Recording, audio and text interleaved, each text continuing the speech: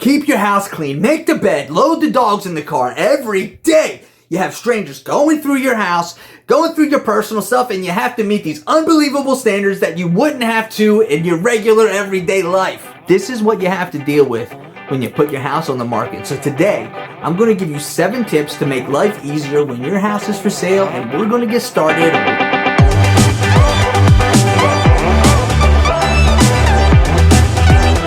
What's up, everybody? I'm Ben Barredo. This is All Things Knoxville, and I'm going to talk to you about real estate stuff. Thanks for stopping by. Before we jump into the video, I just want to remind you, I make videos every week around real estate, around Knoxville, around East Tennessee, buying, selling, investing, all that stuff. But if you like this stuff, make sure you hit the like button, the subscribe button, and definitely share my video to someone that may find it helpful. Last thing, I do make a living selling homes. That's when I get paid, is when the home sells. So if you're thinking of buying, if you're thinking of selling, hit me up. I'd love to help you out. I don't get paid for YouTube. Selling a house can be an overwhelming process. There's a lot of requirements for sellers, from keeping the place as clean as possible to having to frequently get out of the house, sometimes at a moment's notice, for a potential buyer to come through. There is good news though, and there's bad news when it comes to the home selling experience. The good news is that it won't go on forever. The bad news is that you won't know when it's going to be over until it's over.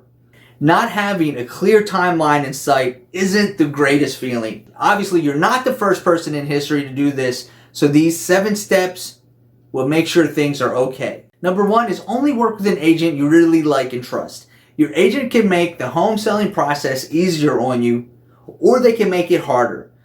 Do your due diligence in selecting an agent to take on the job, and make sure that you're hiring someone who you work well with, who clearly communicates with you, and who has a proven track record of success. The best way to find that ideal agent is to go through referrals. If you notice any red flags with an agent you're considering, such as difficulty getting a hold of them or an off-putting tone when you talk to them, go back to the drawing board and find someone else.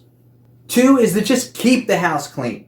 You should only have to do an exhaustive deep clean right before your house goes on the market. After that, it's just about maintaining things. Keep clutter from building up by putting things away after you're done with them, or at the very least, clean up the clutter every night before bed. 3 is to have a pre-showing system in place. Set up a system so that prepping for showings becomes a matter of 1, 2, 3. I give clients an actual pre-showing checklist. Chances are you'll figure out a system as you go. But the earlier you can put something together, the better. So, some things you can do now are clear spaces in your home that you can quickly fill with items that usually not stored but should be put away for showings, like beds, pet beds, toys, towels, robes, and mail. If you have items that you intend to take with you when you leave, like laptops or other valuables, then keep a bag near the front door or where you keep your car keys, and that you can grab quickly and fill up and take with you. 4 is to set your home up to sell. One of the most overwhelming parts of selling a home is lack of control you have over the process. You don't get a say in who decides to come by for a showing or when an offer gets made. But what you do have control over is how much effort to put into optimizing your home for a quick sale. Follow the home selling tips that are specifically designed to move your house off the market as fast as possible. The process becomes more mentally difficult the longer it goes on. But if you're taking the steps to present your home in a way that's most appealing to buyers, you'll know that it's just a matter of time before the right person comes along and makes the right offer, and not any sort of failure on your part. 5 is to request a 4-hour notice. Before your home gets listed, your real estate agent should go through the showing rules and expectations.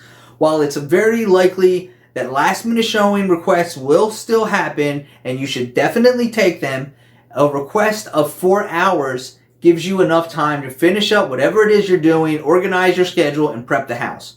Request too much time, and you may be turning off buyers who want to come sooner rather than later. 6 is to don't take negative feedback too personally. It's easier said than done, but remember, negative feedback comes from an outside point of view and they're not targeted at you personally. I don't like these window treatments, or this kitchen is too cramped. These are just simply opinions, and while they may mean a particular buyer loses interest in the property, they don't mean that you've done anything wrong. Before we get into number 7, let me tell you, I understand that you might have the crazy idea to sell your house on your own. I get it. So, I made a video with 25 tips to market a home without a realtor, and you can watch that by clicking right here, or follow the link in the description. Now, let's get to number 7. The 7th thing you can do is just to remember that it's all worth it. Yes! Stay focused on the end goal. You put your home on the market for a reason. And showings and offers is all about getting closer to that goal. Keep your head up even when things get tough. And remember that while the ordeal may be stressful, it's just a part of getting you where you want to go next. Selling a house isn't known for being a stress-free experience. But listen, millions of people have done it before you, and millions of people will do it after you. You'll make it through, and when you do, you'll see that it was all worth it, and you can start focusing on all the other stresses that accumulate to make up regular everyday life. Thanks for watching this video. I will see you guys next week.